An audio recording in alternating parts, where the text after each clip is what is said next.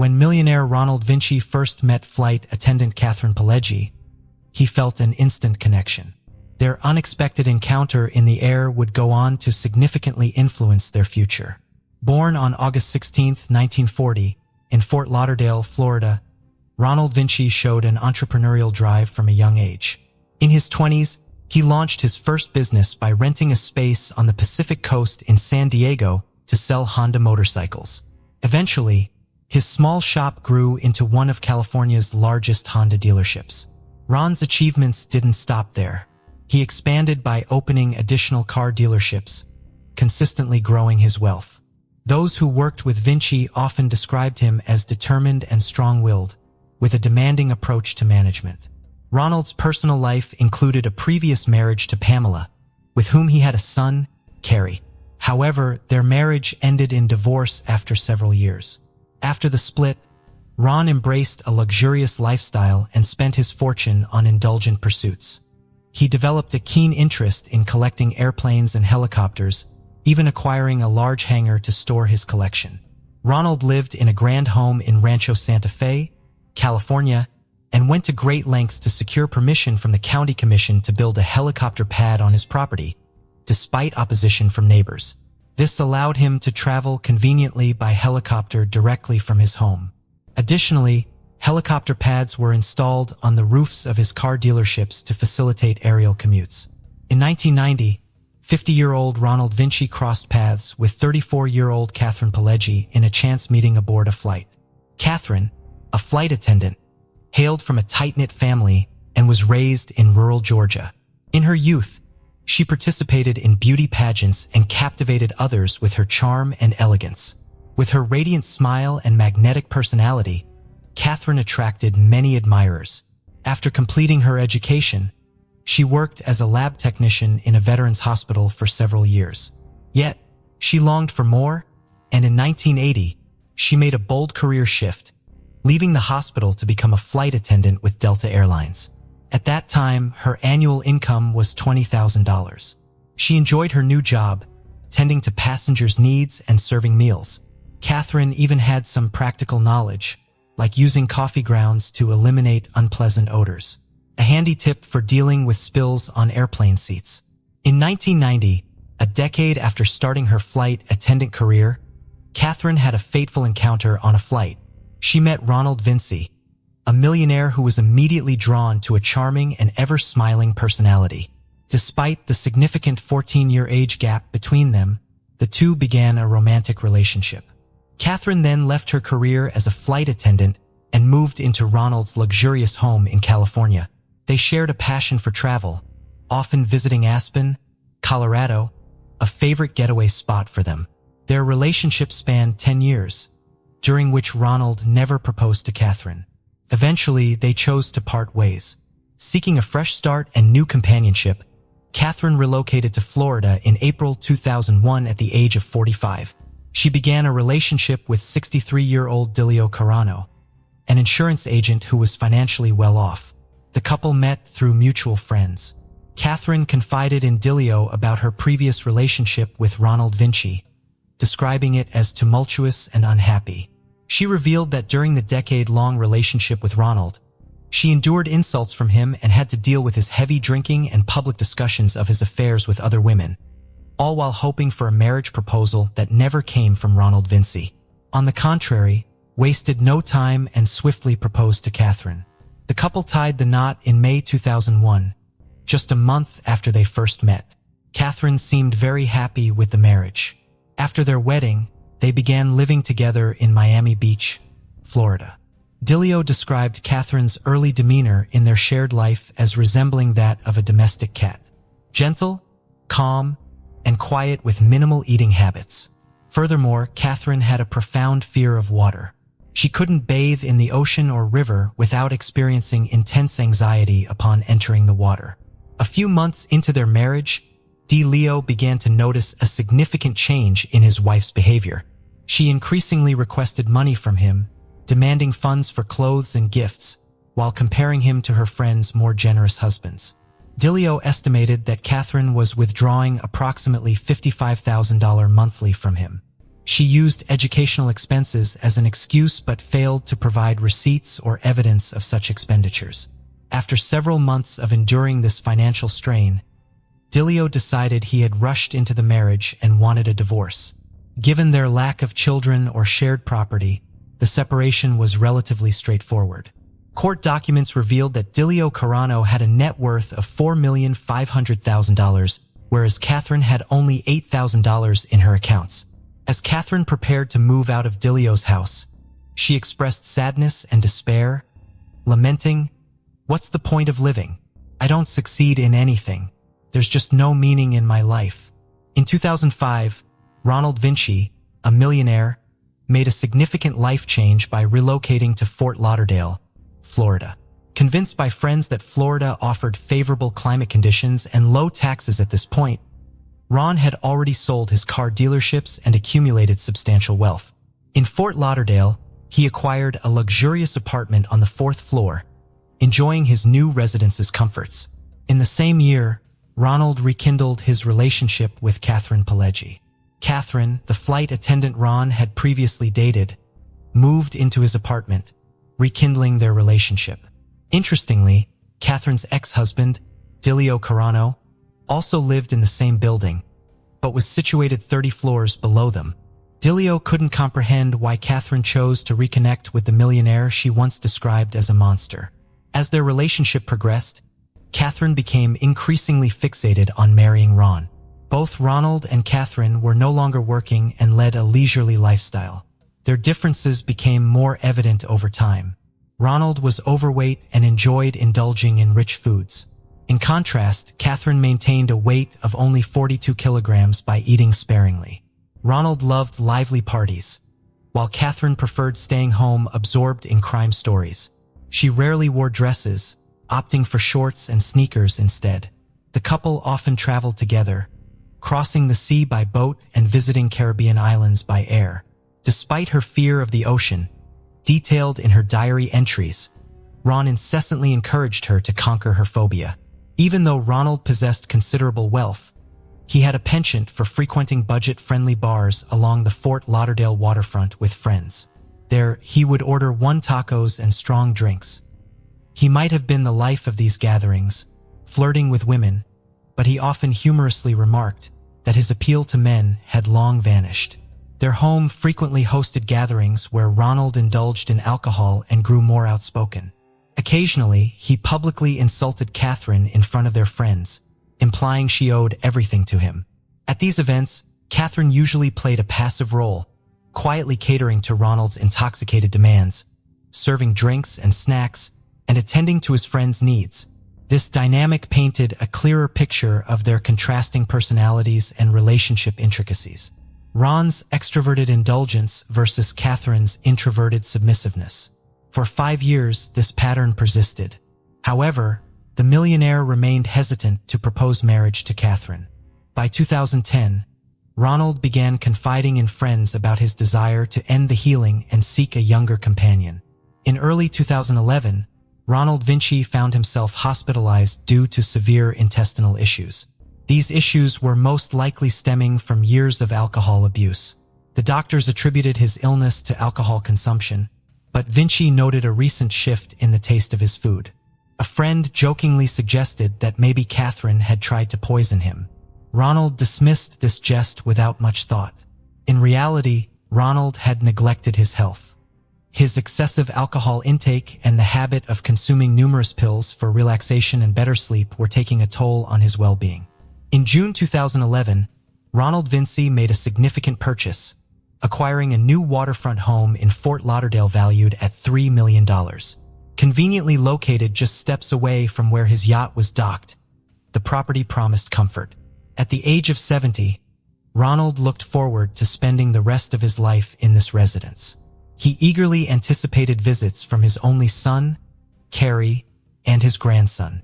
Carrie's occupation as a waiter was a subject of jest for Ronald, who humorously claimed that Carrie was eagerly anticipating his father's passing. On the afternoon of June 28, 2011, the gardener of Ronald Vinci made a distressing call to 911, reporting an incident involving his employer. When the police arrived at the scene, they discovered the lifeless body of the millionaire in a guest bedroom. Shockingly, his body had been meticulously wrapped in plastic bags, tightly taped, and placed inside a sleeping bag along with soiled sheets. And on top of it all was a substance resembling wet dirt, later identified as coffee grounds. Further examination revealed a slashed mattress beneath the blanket on the bed. The gardener informed the police that according to Catherine Pileggi, Ronald had fallen down the stairs, suffered a head injury, and subsequently passed away.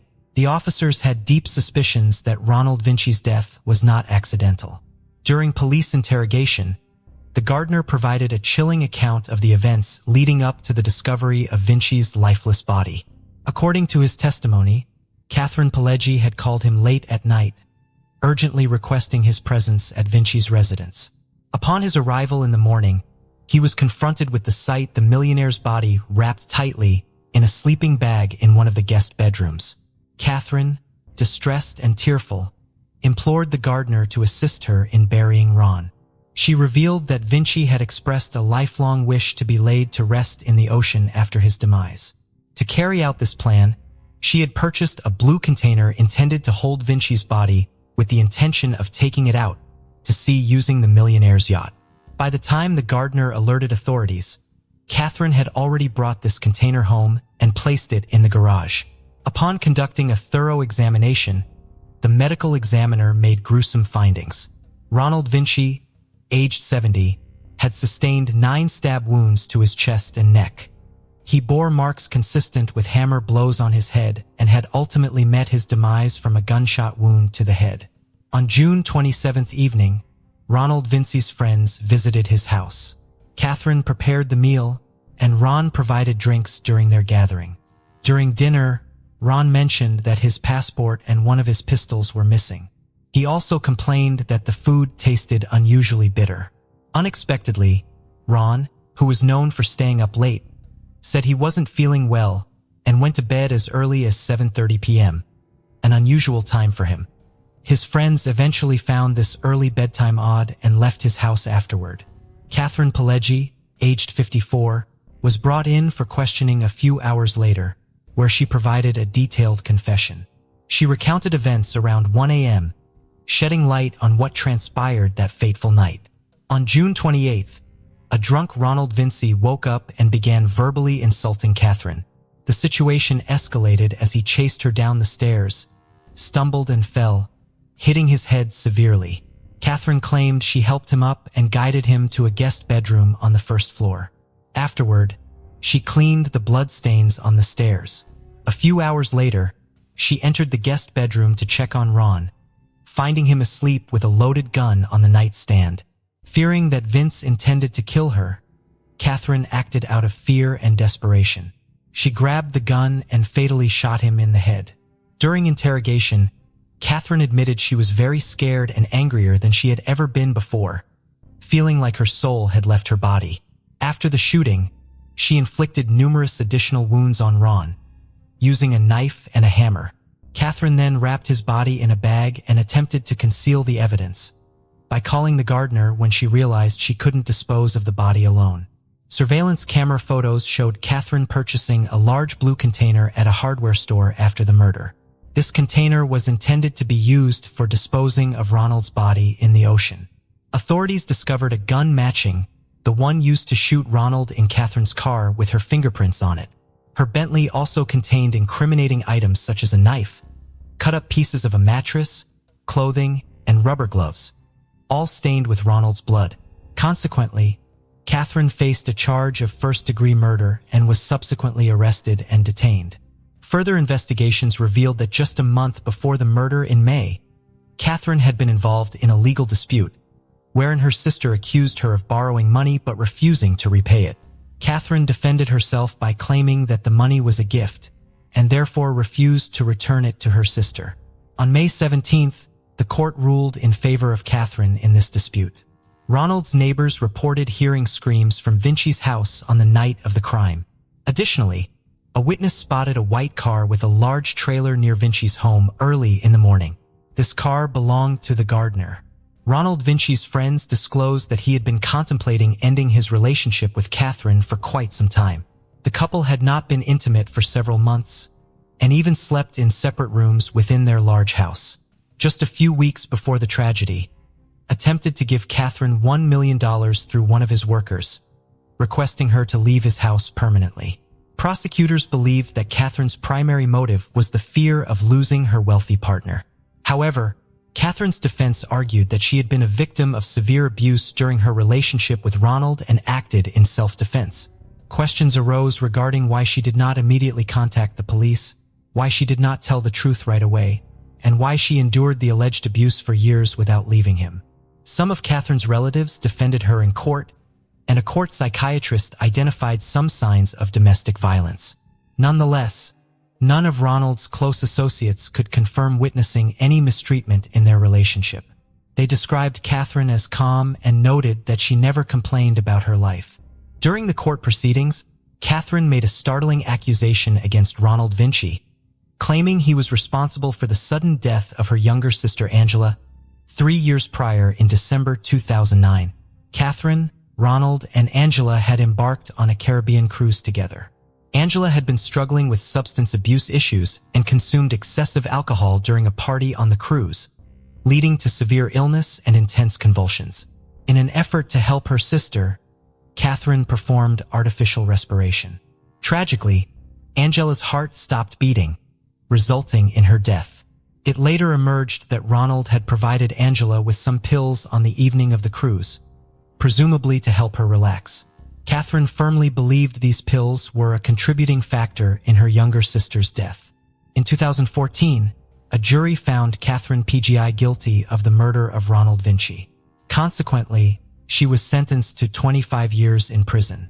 She is currently serving her sentence at the LEL Correctional Institution in Marin County, Florida. Her potential release date is set for January 2034, when she will be 77 years old. The story of successful and wealthy Ronald Vinci took a tragic turn due to his ill-fated relationship with quiet and unassuming flight attendant, Catherine PGI.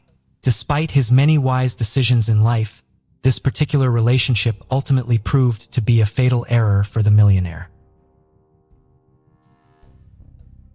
A wealthy businesswoman, weary of loneliness and with a substantial fortune, crossed paths with a charismatic anesthesiologist who dreamed of finding his perfect match. From their first meeting, a whirlwind of passion ignited between them. Yet, not everyone shared in the joy seen in the eyes of this enamored couple. Deborah, the central figure of our story, is an elegant, accomplished, and very wealthy woman. Her millions were not a stroke of luck but the outcome of her relentless dedication and hard work.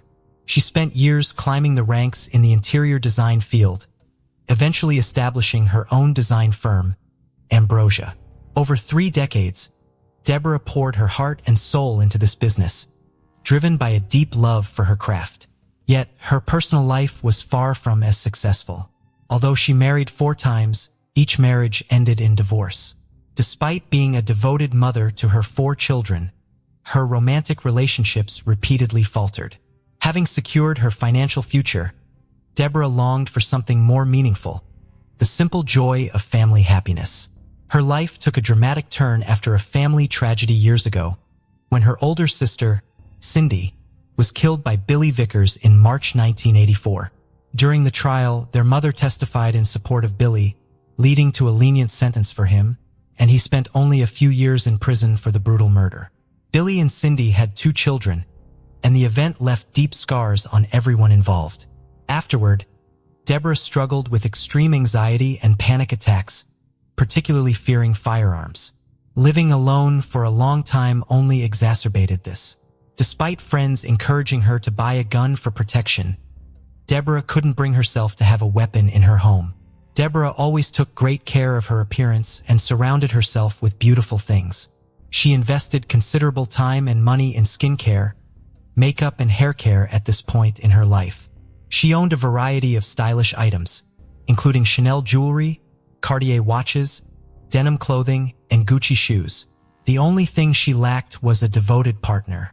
John Myron, a central character in our narrative, was born on February 3, 1958 in California. He grew up alongside his sisters Karen and Donna. His father, known for his deceitful and fraudulent behavior, imparted these traits to John early in life. John became involved in deceptive schemes and fraudulent activities to make a living. Additionally, he dealt in illegal substances and used them himself, which led to multiple confrontations with law enforcement and his eventual banishment from California in 1988. John completed his undergraduate studies at Arizona State University, earning a Bachelor of Arts degree. Later on, he joined the University of Dayton's law faculty. His friends nicknamed him Dirty John due to his ability to effortlessly attract women. John was notably handsome, standing around 6 feet 3 inches tall with hazel green eyes and thick dark hair. His engaging smile particularly appealed to women. After completing his academic journey, John met Tanya Sells, a nurse anesthetist by profession. They got married in November 1990 when she was 25, and he was 31. Their relationship was fundamentally based on falsehoods, as John kept Tanya isolated from his family, alleging their malevolence. Tanya supported her husband while attending medical school in Tennessee and helped him obtain his license as an anesthesiologist. The couple had 2 children. However, over time, their marriage began to deteriorate. Tanya discovered from John's mother and sisters that he had been deceiving her about his past.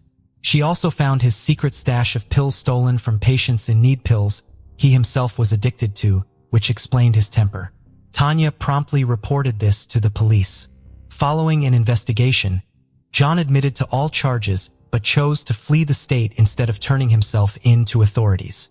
He took refuge in a Michigan hotel, where the police easily located him. John was found unconscious surrounded by empty pill containers, prompting them to summon an ambulance. While en route to the hospital, he regained consciousness, seized a medication vial, and leaped from the ambulance but was apprehended soon after. Subsequently, he received a 6-year prison sentence in Michigan for resisting arrest and illegal drug possession. However, remarkably, John served only 17 months behind bars.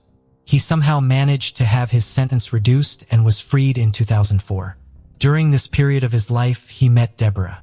She was 55 and he was 59. They both decided to try online dating, which is how they eventually crossed paths.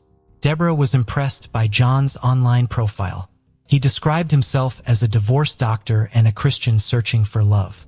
After a series of disappointing dates, Deborah was pleasantly surprised when she met John.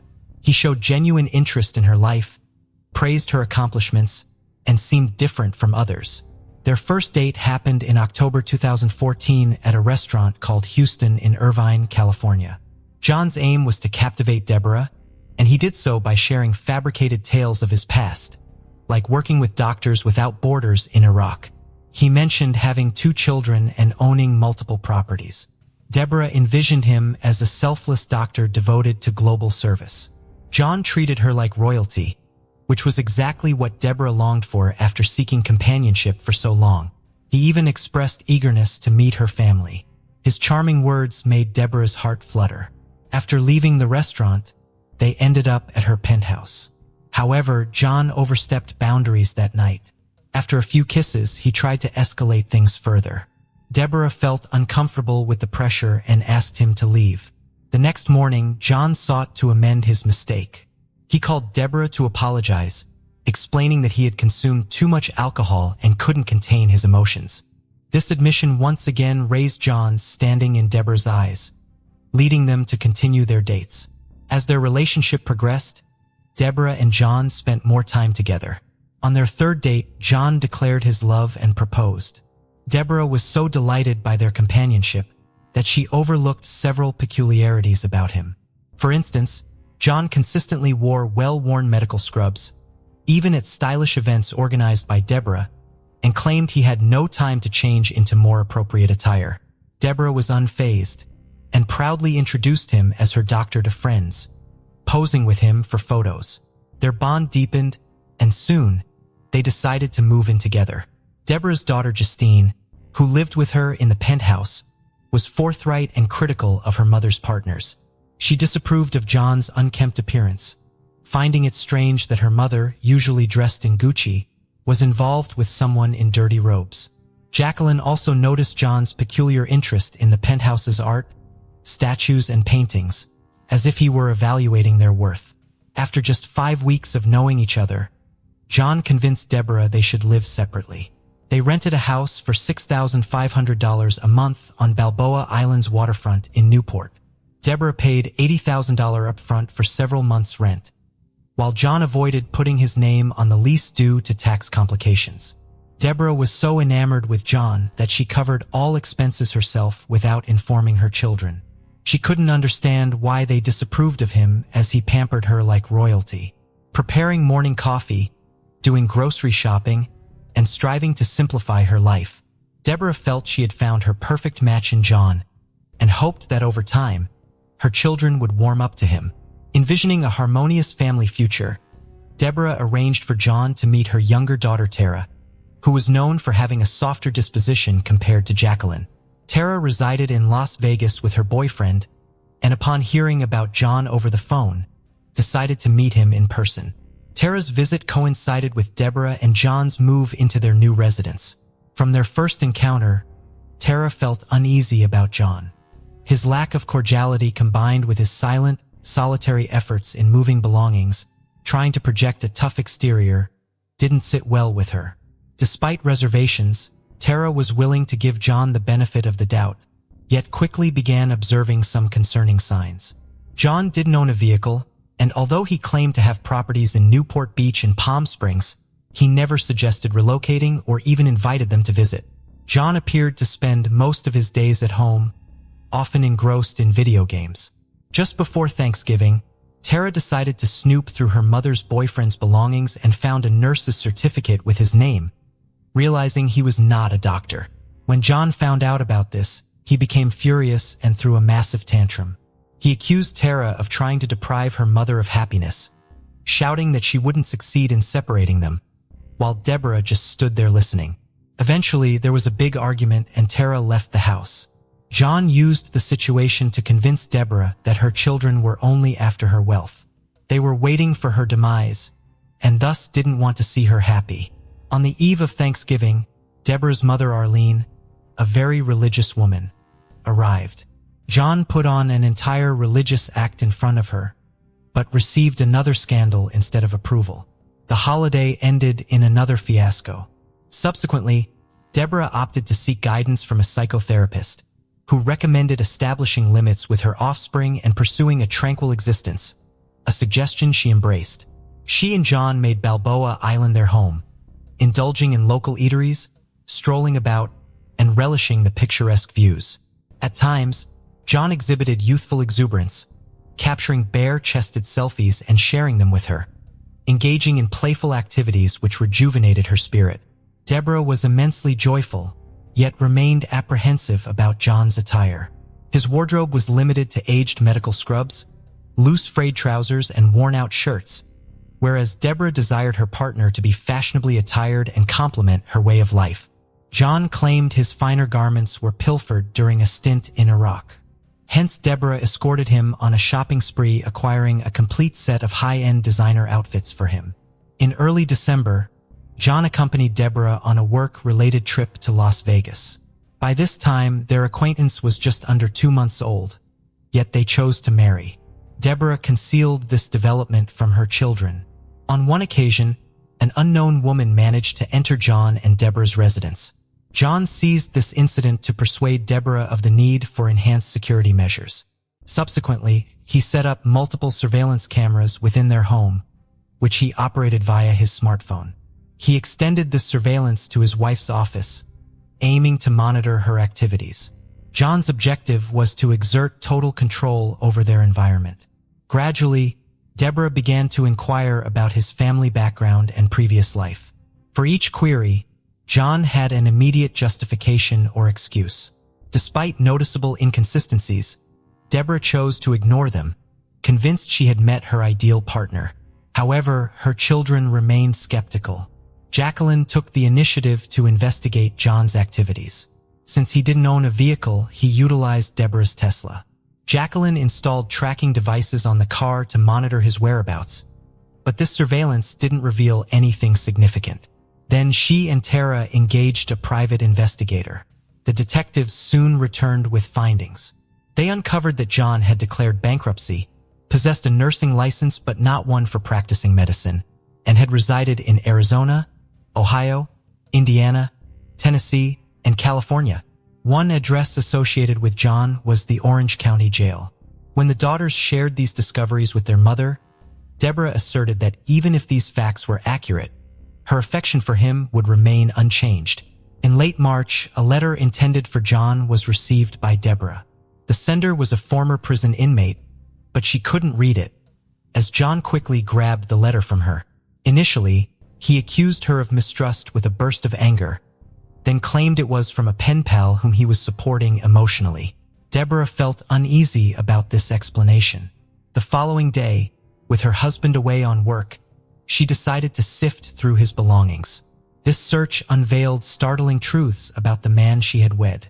She discovered that John was an ex-nurse anesthetist who had succumbed to an addiction to pain medication, leading to his arrest and the collapse of his professional life. Additionally, Deborah uncovered evidence of his history as a swindler. Court records revealed that John had previously cheated and stolen from numerous women. He stumbled upon some court files online. They included a search warrant for his storage unit. Inside the unit, authorities found a .38 caliber handgun, bullets, a GPS tracker, syringes, and other suspicious items. That was the moment Deborah realized John's true identity. He was a dangerous individual and an armed felon. He had several restraining orders against him from different women. Most alarmingly, she discovered he had been released from prison on October 8th and met her just days later. Feeling overwhelmed by these revelations, Deborah examined the documents meticulously. She felt both shocked and scared. She realized the potential danger John posed to her and her children. Choosing to act normal temporarily, Deborah waited for the right moment. When John left for the hospital due to back issues, she seized the opportunity. With her family's help, she moved out during his absence. During the packing process, they found more documents belonging to John. These were prints of online comments from other women warning about him. They described John as persuasive and adept at deception. They cautioned others not to be swayed by his attractiveness and charm. Convinced of his instability, Deborah decided to end their relationship and leave. Despite her decision, John kept messaging her, pleading for her to visit him in the hospital. Overcome with guilt, Deborah relented. By June 2015, John had successfully persuaded Deborah to reconcile with him. He offered many justifications for the oddities found among his possessions. He admitted he had hidden his past because he believed a woman like her wouldn't have noticed him otherwise. For this reason, he pretended to be a doctor to impress her and now implored her help in rehabilitating and salvaging his life. Still enamored with him, Deborah granted him another chance. They relocated together to a new apartment in Irvine. However, this decision deeply troubled her children, leading the couple to maintain some distance from them temporarily. By March 2016, the couple had been married for a year already. For 3 months, Deborah helped John recover from his addiction. However, she was deeply distressed because her entire family disliked him, especially Justine. This animosity was mutual. Matters escalated to the point where her husband forbade Deborah from seeing her daughter. When John discovered that Deborah was paying for Jacqueline's real estate lessons, he reacted spitefully. He called the school to slander Jacqueline in front of her teachers and wrote her threatening and indecent messages, insisting that her mother no longer wanted anything to do with her. He even threatened that one day he would come and harm Jacqueline. It became evident that while John appeared to be recovering, his malevolence and cruelty were intensifying. By April 2016, Deborah's patience had reached its limit, prompting her to file for divorce. She sought a peaceful dissolution of the relationship and began gradually withdrawing money from her bank account for safekeeping. Unfortunately, she kept $30,000 in a hiding place in one of the lower drawers at home. When John discovered this money, he asserted that it belonged to him as well. Realizing that divorce proceedings were imminent, John started showing more aggression. Sensing the danger, Deborah knew it was time to flee. She took some cosmetics and work items and moved to Jacqueline's apartment in Irvine, a location she felt safe due to numerous surveillance cameras around the complex. Deborah attempted to obtain a restraining order. However, the Orange County judge denied her request, since there was no immediate threat. John lived in another state and hadn't made any direct recent moves against her. With little recourse, she focused on breaking off the relationship and moving on. After the separation, John relocated to one of Deborah's properties in Nevada. He repeatedly tried contacting her, but she consistently ignored his calls.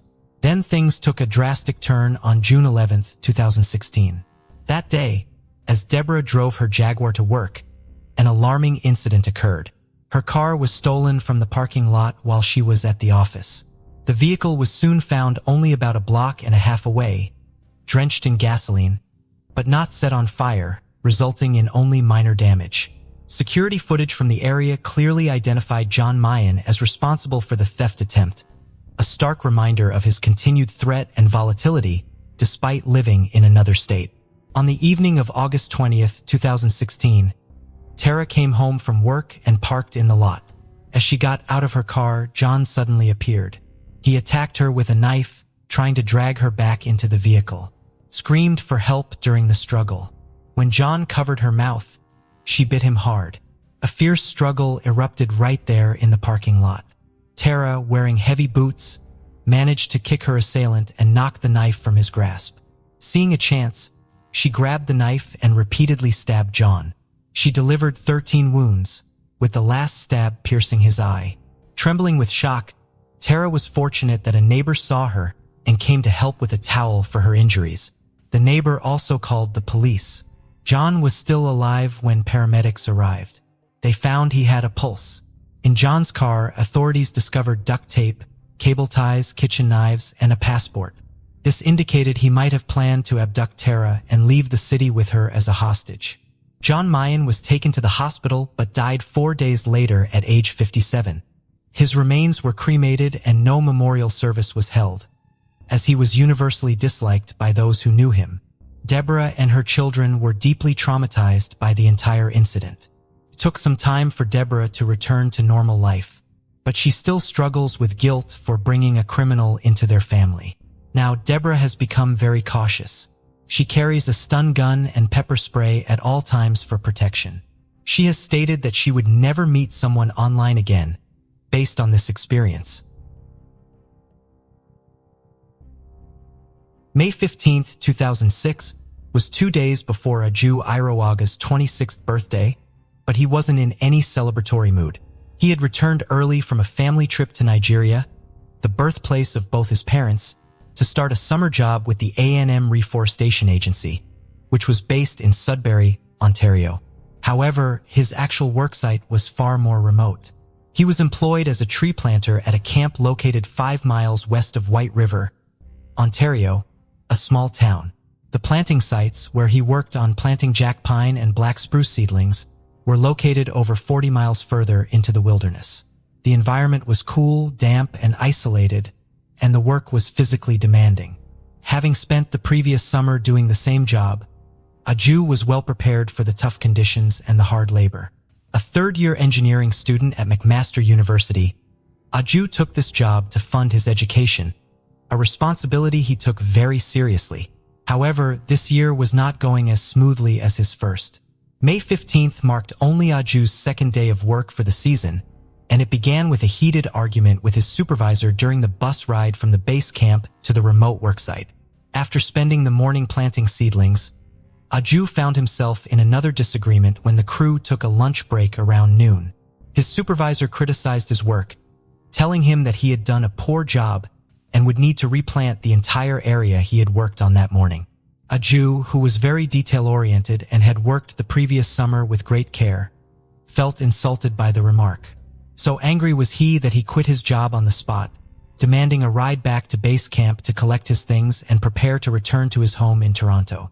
He was told that no one could give him a ride back to camp and that he would have to wait until 6 p.m. to ride the bus back with the rest of the crew when they finished work for the day. He was told to wait at the intersection of 2 remote gravel logging roads until he could travel back with the rest of the crew. He was seen waiting there by at least 10 other workers throughout the afternoon. the last time being at 3:45. At 4:0:5, someone passed the intersection, but Aju was no longer there. Sometime in those 20 minutes, Aju vanished. He has not been seen since. There were no clues of any sort left at the intersection suggesting what may have become of Aju. After Aju's crew headed back to camp without him at 6 p.m., supervisors from A&M Reforestation drove up and down the logging roads around where he was last seen, honking their horns and calling his name. At 9 p.m., the Ontario Provincial Police out of Waite River were called. They did not arrive to the base camp until 11 p.m., when it was too dark for them to search the woods. They therefore took a few notes and called the emergency response team to prepare for a search in the morning. 2 A&M supervisors spent the night in a truck near the intersection where Aju had last been seen. The search the next day involved 2 police helicopters, 1 volunteer helicopter, 18 members of the emergency response team, 7 volunteers from the city of Sault Ste. Marie, and 3 Ontario Provincial Police K-9 units, also from Sault Ste. Marie. The search ran until early in the evening, but found no evidence of Aju or any leads to follow.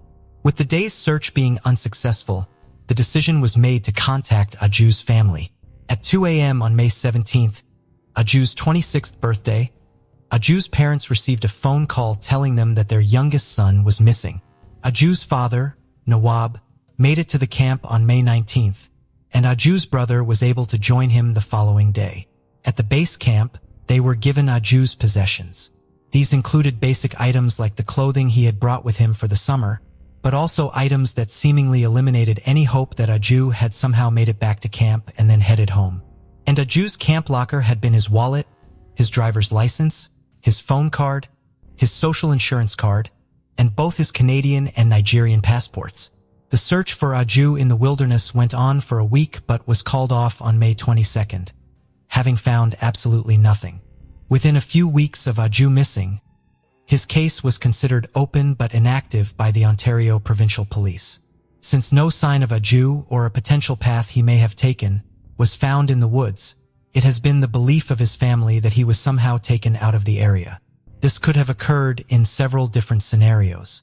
In some of these scenarios, Aju left the area willingly, and in some he did not. Aju was in excellent physical shape and was a trained distance runner, known to sprint along 18 miles of the logging roads each morning before being sent out to plant trees. It would not necessarily be impossible for him to have traveled on foot the 40 miles along the access road that would take him to the Trans-Canada Highway to try to hitchhike, either back to camp or to some other destination of his choosing. That being said, if he planned to do that, why did he wait 4 hours to start the journey? By that time, waiting for the bus directly back to the base camp, where he would have had to go to retrieve his documents, would have been much quicker. It was also beginning to get dark at 4 o'clock, making the foot journey much more dangerous than it would have been if he had left midday. Even assuming that Aju did get impatient and tried to make it out of the woods on his own, he either got lost on the way, met with foul play at the hands of someone who gave him a ride, or successfully got out of the remote area and went off to start a new life in secret. The first scenario seems unlikely given the complete lack of evidence and the extensive search. The second is possible, but as of now has no supporting evidence, and the third has its own set of problems. Aju was very close with his family and will not have put them through the heartache of not knowing where he was willingly. While this is a sentiment often expressed when a person goes missing, it is a sentiment and hard to evaluate or prove objectively. In Aju's case, however, there are solid facts that discredit this theory. Aju did have a desire to dramatically change his living situation. Aju had expressed interest in returning to Nigeria because of the calming effect being in the village of his father's birth had on his mental health. He was also highly respected in the village. The village did not have running water, and during the times Aju spent there, he would leave early in the mornings with a wheelbarrow to collect water in a nearby stream for the elderly and infirm. Since Aju's dream of starting over was so specific, it is easier to evaluate if he decided to abandon his current life willingly. If Aju decided to make his dream a reality after quitting his job, he would have needed to go back to the camp to get his passports in order to travel internationally. Since he could not hitchhike or walk to Africa, he would also have needed money for a plane ticket, but his bank accounts were not touched after he went missing. Given that Aju also had extended family back in Nigeria and his immediate family traveled there regularly, he would have been discovered even if he did somehow covertly make it back to his father's village. The Orowaga family's dual ties to both Nigeria and Canada began in 1968 when Aju's father, Nawab, came to Canada from Nigeria to study at the University of Waterloo. His plan was to bring his wife and infant daughter there after he was settled. But a civil war in Nigeria escalated soon after he arrived in Canada and threatened his dreams of reuniting with them. After more than a year of not being able to contact his family, Nawab was finally able to bring them to Canada.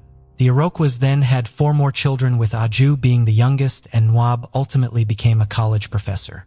The family divided their time between Canada and Nigeria. These stretches in each country could span several years. Aju attended primary school in Nigeria and struggled to adapt when the family returned to Canada. He was taunted in his junior high school outside of Toronto for his accent and his slender build, and he told his parents he wanted to return to Nigeria. The stress ultimately impacted his behavior. At first he became withdrawn, but then he developed a temper. He got into a violent altercation with a classmate over a basketball while he was in high school. Following this incident, Audrey redirected all his energy into excelling academically. This plan worked both because it contained his temper and also because it got him offer of admission to multiple universities. His temper did get out of control again in his second year at McMaster when he got into a fight with another student in his dorm after a disagreement. Aju ended up spending a month in prison. Again, he took this was also when he began running more seriously, as well as composing music, to give himself new outlets for his emotions and energy. Aju's supervisor managed to get through all these defenses Aju had built up and bring out some of his temper. However, despite the fact that Aju got into these arguments the day he disappeared, his behavior does seem to show that his anger management skills were improving. While quitting his job may seem rash, it can also be argued that it was a decision for Aju to make. If he and his supervisor were going to continue to argue all summer, it may have been best for Aju to remove himself from the situation before tension could build to the point where he would lash out. Furthermore, Aju seemed calm according to those who saw him standing at the intersection for those 4 hours just prior to his disappearance. He even reportedly waved or gave a thumbs up to one of his supervisors during this time he was waiting, indicating that his mood had calmed. However, this analysis is based on what the company says happened the day Aju disappeared based on notes from the company's supervisors. All of the information we have about the day Aju disappeared is potentially suspect. It is possible that the argument escalated at the worksite or was rekindled several hours later as Aju was waiting by the road and resulted in Aju meeting with foul play. The company's account perhaps should be looked at with some skepticism when viewed through the context of when and how it was recorded, and when and how the investigation into Aju's disappearance was handled as a whole. The only reason for any sort of investigation into Aju's disappearance after May of 2006 was the dedicated efforts of the Iroquois family and the private investigators they hired in June 2006. The position of the Ontario Provincial Police from the beginning was that Aju had wandered off and lost in the woods, and they did not perform any of the basic investigative tasks normally performed in a missing persons case, where any number of scenarios could have resulted in the disappearance of the individual. There were no photos taken at the worksite, the site was not searched, the names of the other members of Aju's crew were not so much as recorded, and the witnesses in the case were not interviewed. The supervisor Aju had gotten into the fights with on the day he disappeared was not even interviewed by police until October 2007, almost a year and a half after Aju vanished. In this interview, she claimed to have not argued with Aju at all on the day he vanished. This was a striking reversal of the previous narrative of May 15, 2006, but when the police accept this fact. The Ontario Provincial Police have resisted the attempts of the Orogas to have the case reactivated, stating that they will not move forward with the case unless new information is discovered indicating that a crime was committed in it. Almost all of that potential evidence was lost the day Aju disappeared, when they chose not to try to collect it. In 2008, the Orowaga family publicly appealed to the provincial government of Ontario to open a coroner's inquest into Aju's case and for a new search in an extended area. They believe the initial search was not carried out in the correct area, which is why no sign of their son was found. They also called for the Ministry of Labor to investigate the safety practices of the reforestation firms that recruited university students. These efforts did not result in any advancement in Aju's case. While Aju's parents believe that their son is no longer alive, they struggle with the lack of answers about what happened to him. They hope to one day be able to provide their youngest child with a proper burial. Jamie Hahn was born on October 25, 1983. Growing up in Orangeburg, South Carolina, she lived with her two brothers and sister, Brett, Justin, and Ashley. Despite their parents' divorce and remarriage, Jamie remained a cheerful child. She attended a small yet renowned private prep school celebrated for its educational excellence. In junior high, Jamie visited the University of North Carolina with her classmates. She instantly fell in love with the campus and aspired to attend. Even as a student, she aimed to impact others' lives by joining the board of the Center of Hope to support troubled teens. Later on, Jamie engaged in various political campaigns. One notable campaign was Senator John Edwards' 2008 presidential run, a competitor to Obama.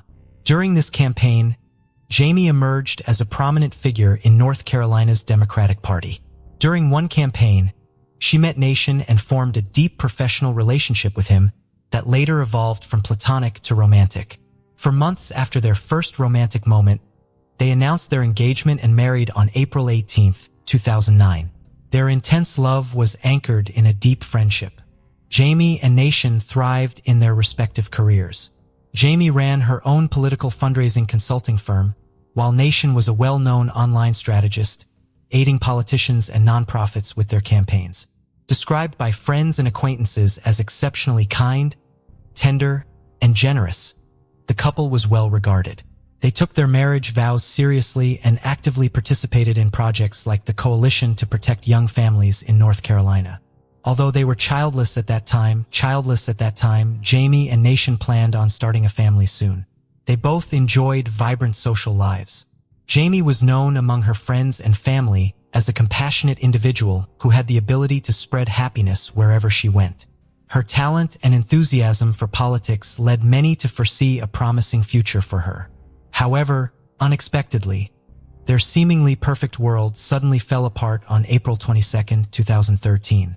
Around 5:20 p.m., Jamie frantically ran from her house and sprinted a few dozen meters before collapsing unconscious in a neighbor's yard. Her body was drenched in blood. Onlookers on the street were shocked by the scene and shouted for someone to call 911. A neighbor, who saw the turmoil unfolding in his yard, immediately phoned emergency services.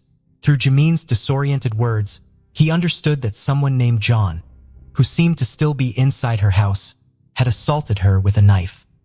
He quickly applied a towel to the numerous wounds on her abdomen and urgently summoned an ambulance and the police. Arriving patrol officers traced the blood from the neighbor's yard back to the Hahn residence. Encircling the house, they commanded the individual inside to exit with hands raised. Moments later, a disheveled bald man emerged on the porch. The officers noted he bore wrist injuries and a stab wound in his abdomen. Due to his injuries, this unidentified man was transported to the hospital in an ambulance, escorted by a police officer. En route to the hospital, the wounded man grew distressed and tearful, expressing regret that this hadn't occurred sooner, and repeatedly murmuring a desire to die.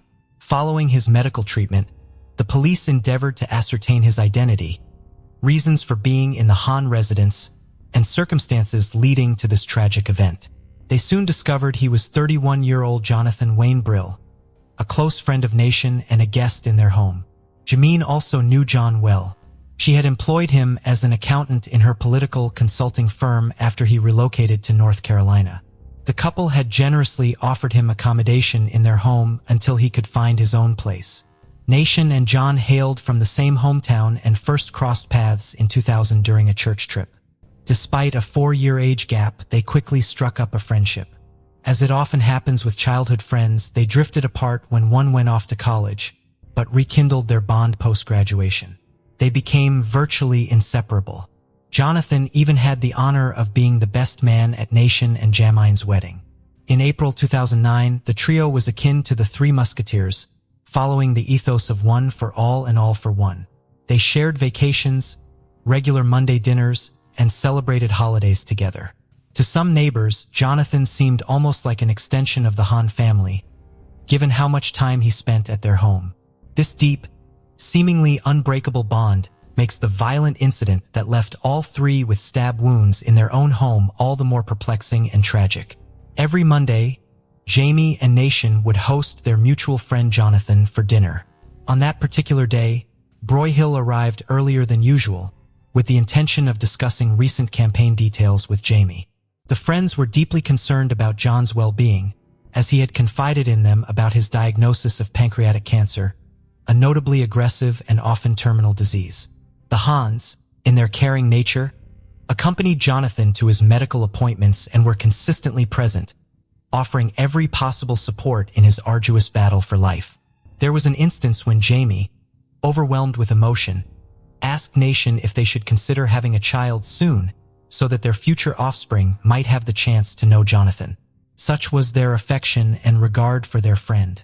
They wished even their yet-to-be-born child could have the opportunity to bond with him. The recent diagnosis of cancer was a harsh blow, but it wasn't the first health challenge Brill had encountered. Over the years, John had experienced multiple hospitalizations. He had once revealed to Nation that he was diagnosed with multiple sclerosis during a gallbladder operation. Consequently, the Hahns invited Jonathan to live with them temporarily, offering care and support until his health improved.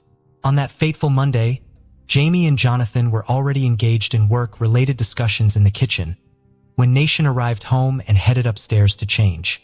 Nation was startled by Jamie's screams calling out his and then John's name. Assuming that Brill may have fallen ill given his medical condition, Nation hurried downstairs midway. He was met with Jamine's terror-stricken voice, crying out that someone was trying to stab her. Rushing into the kitchen, Nation was confronted with the horrifying sight of his wife on the floor, bleeding profusely. John stood over her, wielding a large kitchen knife. As Brill started advancing towards Nation, knife raised threateningly. Nation froze in disbelief. How could such a nightmare unfold in mere minutes? In a desperate act of self-defense, Nation grabbed the knife blade with one hand while striking John in the face with his other hand. Amidst this chaos, he frantically urged Jermaine to run for safety. Attempting to subdue a man who until moments ago was his closest friend seemed almost unreal. Despite her grave injuries, Jamine miraculously managed to rise from the floor and flee through the side door of their home. Once she was out, Nation, overcoming shock and tumult, pushed Jonathan aside and hurried after his wife. Outside, Jamine desperately made her way to the nearest neighbor's house for help. Unfortunately, no one responded to her urgent knocking. Summoning her remaining strength, she attempted to reach the next house but collapsed unconscious in their yard due to her overwhelming injuries. Alerted by the commotion and drawn by the screams, passers-by quickly came to her assistance, while a neighbor called for an ambulance and the police. Meanwhile, Nation, panicked, searched frantically for Jamine. Following the trail of blood led him to discover her in a neighbor's yard. She was conscious, but in agony, clutching her side. Kneeling beside her, he took her hand and tried comforting her with promises of recovery and future anniversaries and vacations by the sea, though tears streamed down his face. As he spoke, clutching Jamine's hand, Nation was overwhelmed by thoughts of a life without her and unable to fathom how their peaceful life had taken such a sudden turn. As they awaited help, a neighbor swiftly brought a towel to press against Jamine's bleeding abdomen. Unfortunately, the towel was quickly soaked with blood. Another compassionate neighbor elevated Jamine's legs onto a bag of leaves, trying to give some comfort. The ambulance was on its way, but to the onlookers the wait felt endless. Even though it was only a few minutes, Jamine's breathing grew labored, a clear sign of her critical state. When the paramedics arrived, they promptly administered life-saving measures. Nation, having suffered severe cuts to his hand while wrestling with the knife, also desperately needed medical attention. Both he and Jamine were rushed to the hospital. During transport, Jimin lost consciousness and upon arrival was taken immediately for emergency surgery. Meanwhile, Nation, overwhelmed with worry for his wife and oblivious to his own pain, received stitches. He was in such shock that he repeatedly tried to enter the ICU, desperate for any updates about Jamine, but was denied access. Seated anxiously on a hospital bed, Nation was tormented by thoughts of Jamine's condition. Over a dozen stab wounds, a severed artery, and severe liver damage. His only solace during those excruciating moments was hoping and praying for her survival. By some miracle, Germaine did survive the surgery initially, but tragically, this hope was short-lived. She never regained consciousness. 2 days after this harrowing ordeal, Germaine succumbed to her injuries. The autopsy revealed a grim reality. She had sustained 24 stab wounds across various parts of her body, including her face, neck, back, hands, and forearms. However, the most lethal injuries were inflicted on her abdomen and chest, resulting in catastrophic damage to her lungs and liver. Meanwhile, Jonathan Brill had inflicted wounds upon himself and was hospitalized for 8 days to recover from his self-inflicted injuries.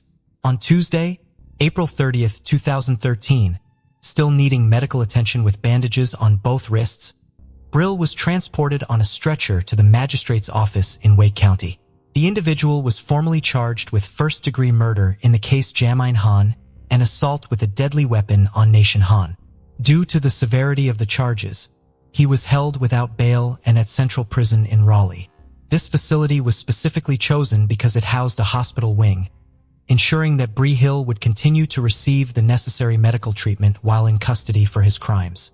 The tragic and sudden loss of Jamine profoundly impacted many, leaving a lingering question. Why would someone she considered a best friend commit such a horrific act, robbing her of her future?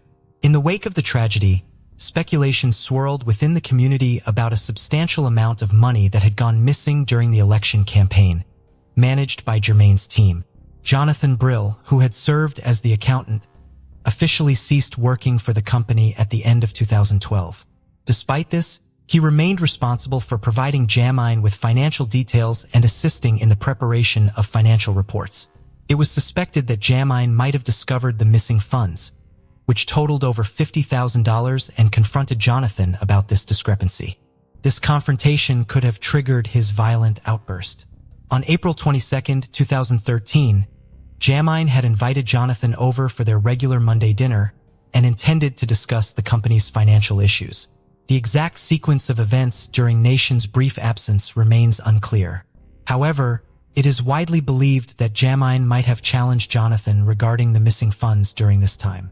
As time passed, Nation's physical wounds began to heal, but emotional and psychological scars remained deep and unhealing.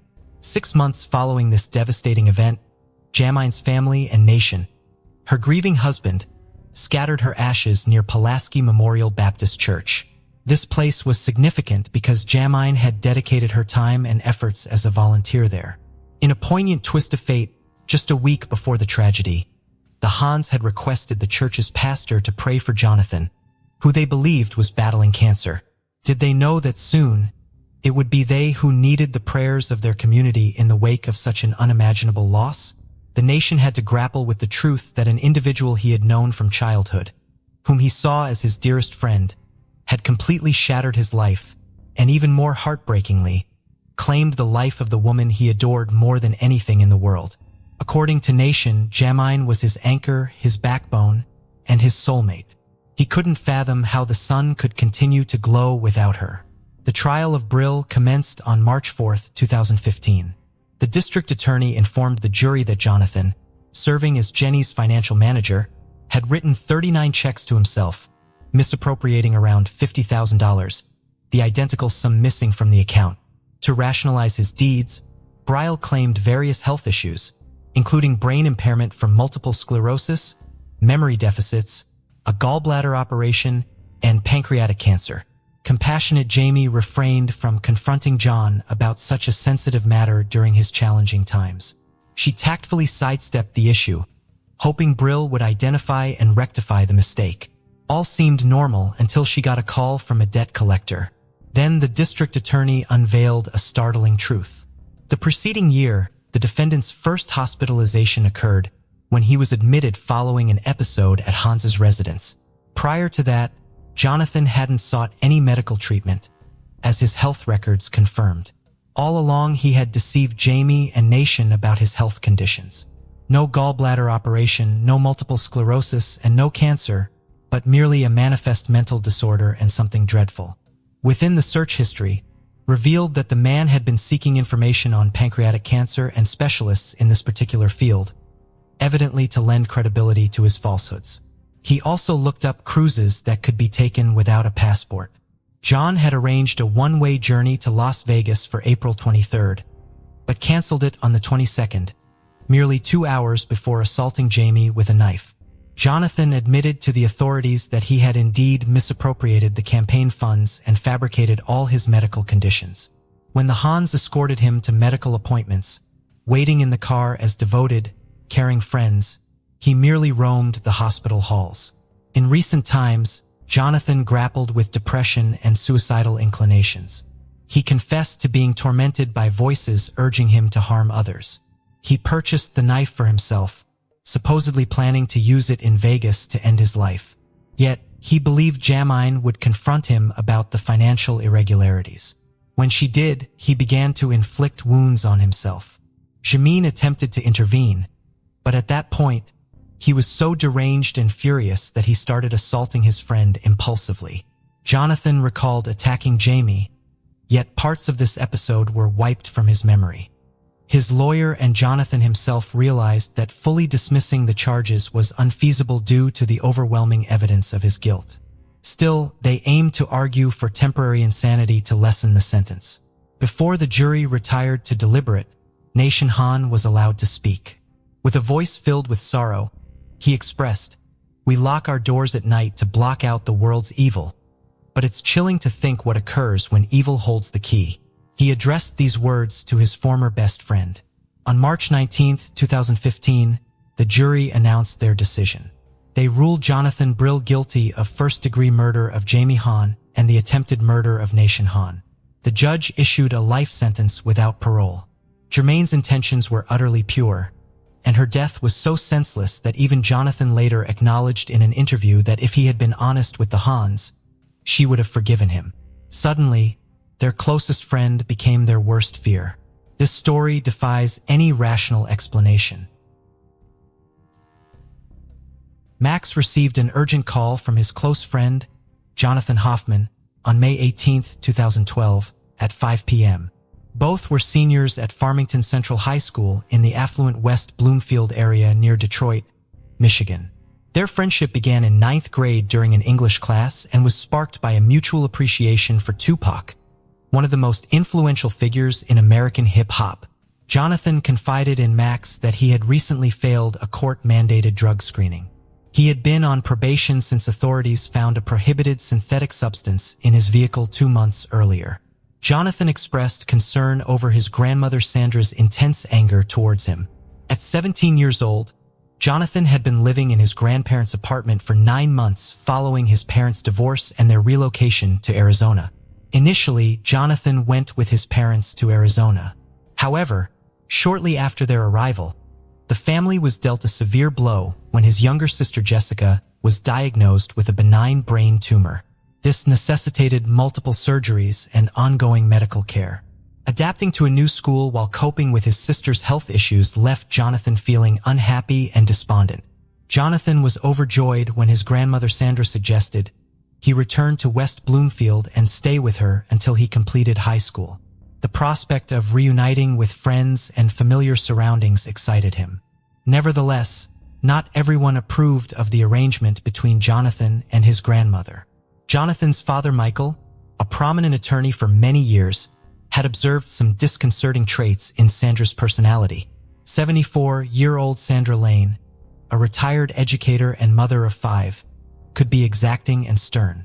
While she cherished her grandson deeply, along with her 85-year-old husband Fred, the situation presented its challenges given the teenager's yearning to reconnect with friends during what should have been a stable final year at Farmington Central High School. Jonathan's father eventually conceded, allowing him to thrive once again at Farmington High School. There, he was recognized as the class clown, an exceptionally intelligent student, and a tech whiz. He had secured a full scholarship to Eastern Michigan University. His peers saw him as a spirited, cheerful, and optimistic individual. That's why Jonathan's call to Max caused such alarm. He didn't sound like himself. His voice carried not only concern, but also palpable fear. The friends decided to meet up later that same day, and Jonathan promised he'd text within the next 30 minutes to confirm the time. Max waited for the message, but 40 minutes passed with no word from his friend. Growing impatient, Max decided to call Jonathan directly. The phone rang, and rang without any response. Unbeknownst to him at the time, Jonathan would never be able to reply again. Just before this incident, around 5:20 p.m., the West Bloomfield Township Police Department received an emergency call from Sandra Lane's residence, Jonathan's grandmother's home. The young caller informed the dispatcher he had been shot and struggled for breath over those 3 minutes. He begged for help, stating that he was on the brink of death.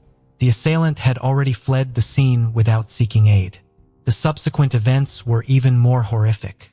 The emergency dispatcher listened as Jonathan frantically called out for help before several gunshots rang out again. His screams of pain were followed by faint words that he was dying. Then came a short silence before a woman's scream echoed through the line, leading to an eerie quietude.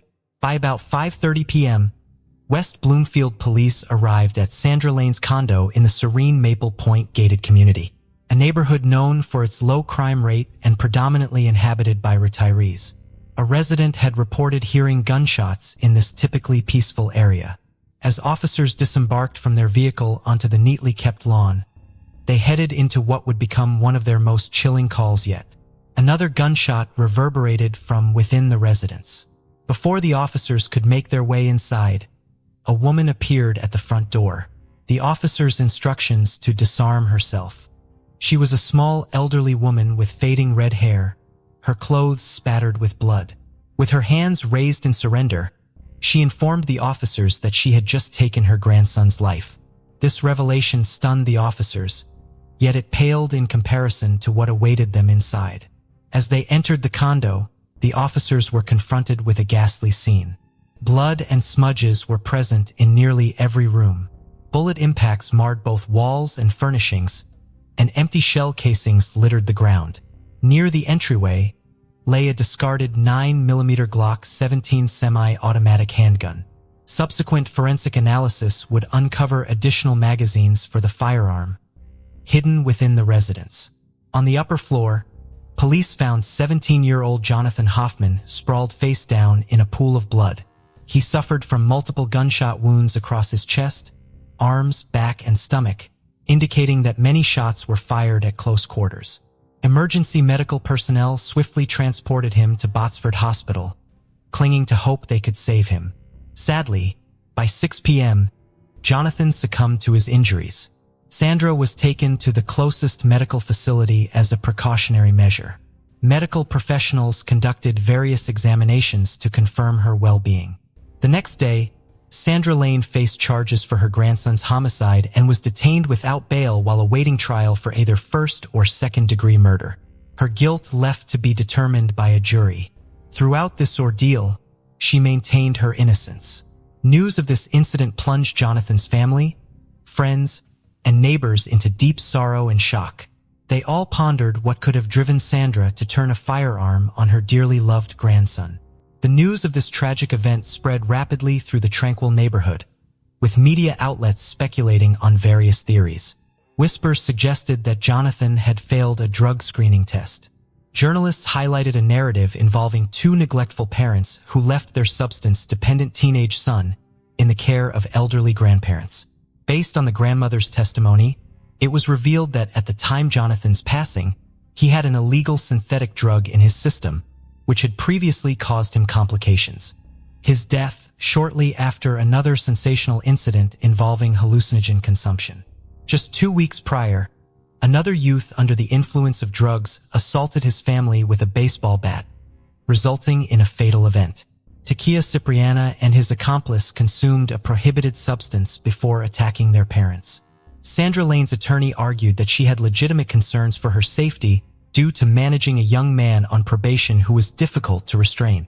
It was widely reported that this particular drug could induce aggression in users. If an incident similar to Taquia's had occurred at Sandra's residence, could her actions against Jonathan be justified as self-defense? This was the reasoning Sandra provided to both the police and jury. She asserted that since Jonathan's return to West Bloomfield, he had become unruly and exhibited aggressive behavior. Sandra claimed that he rarely left the house and mingled with teenagers addicted to dangerous synthetic drugs. Sandra also stated that Jonathan's parents did not inform her about his addiction before his arrival and showed little concern for his activities during his stay. Michael, Jonathan's father, was portrayed as having abandoned him. Jonathan frequently had fits of rage, destroying objects and damaging furniture in his room. When upset or during disputes, he would lash out, even breaking his own possessions like his computer monitor and phone. Authorities confirmed that Jonathan had a history with illegal substances. On March 17, 2011, he was apprehended and penalized for possessing hallucinogenic drugs. Subsequently, in court, he received a 93-day deferred sentence, along with a year of probation and the requirement for random drug screenings related to these substances. Jonathan's acquaintances shared with law enforcement their concerns regarding his drug habit and their efforts to redirect him away from it. Sandra exerted considerable effort to assist Jonathan in reforming his ways, focusing on his academic performance and adhering to her guidelines. Nevertheless, he resisted these attempts, displaying defiance, erratic behavior, and occasional aggression. Fred confirmed that from the moment Jonathan arrived, there were continuous and intense disputes between him and Sandra. She even contacted the police multiple times due to Jonathan becoming utterly unmanageable. She sought assistance from the school as well, but all efforts proved futile. Sandra recounted an incident where Jonathan, under the influence of drugs, lost complete control. This situation necessitated hospital staff to restrain him to a gurney. The elderly woman implored his parents for help. However, his father remained indifferent and did not return to Michigan. Gradually, Sandra began fearing for her safety. She confided in her husband about her concerns regarding their grandson and his disreputable associates. In a bid for self-protection and to safeguard her elderly husband, feeling cornered with no other option, Sandra acquired a Glock 17 pistol for defense in case Jonathan or his friends became aggressive. On the critical morning of May 18, 2012, Lane took Jonathan for a drug test that returned positive for illicit substances. Jonathan was instructed to undergo another test later that day. Upon receiving another positive result, he became furious while in his grandmother's vehicle. He resorted to swearing violently, kicking the dashboard, and at one point, seizing the steering wheel, compelling Sandra to halt the car multiple times. Jonathan even attempted to snatch the car keys at one juncture.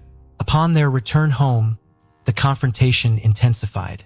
Apprehensive that he might be incarcerated, Jonathan decided to flee immediately to Arizona. He demanded $2,000 and the car keys from his grandmother. She complied with neither request. When Grandpa Fred took the dog for a walk, Sandra felt overwhelmingly frightened and attempted to pacify the teenager to no avail.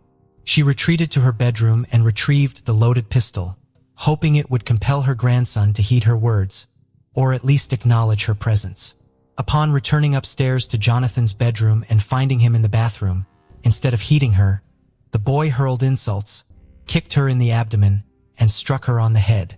A struggle ensued during which Sandra discharged the firearm. She then fled to the basement in a state of panic, seeking refuge. After a while, she ventured upstairs to check on him, only for her grandson to assault her once more, attempting to wrest the gun away. In the ensuing lull, she shot again in self-defense. This narrative paints a picture of elderly individuals trapped in a dire predicament that tragically culminated in Sandra shooting her beloved grandson out of genuine fear for her own life. However, questions remain as to whether Lane's account is entirely accurate.